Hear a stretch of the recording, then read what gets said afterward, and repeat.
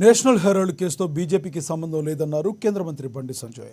హెరాల్డ్కు సంబంధించిన 2,000 కోట్లను కాజేసే కుట్ర జరిగిందన్నారు.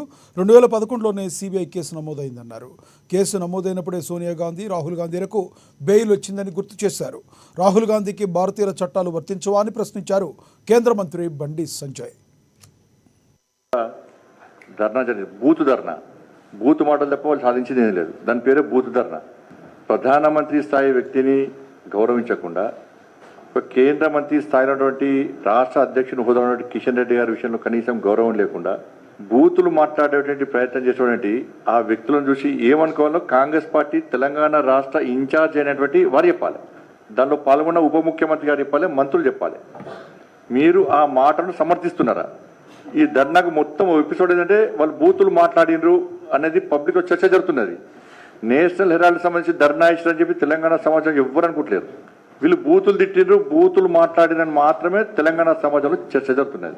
కొన్ని నేషనల్ హెరాల్డ్ సంబంధించి బీజేపీకి ఉన్న సంబంధం ఉందా అంటే ఏం లేదు.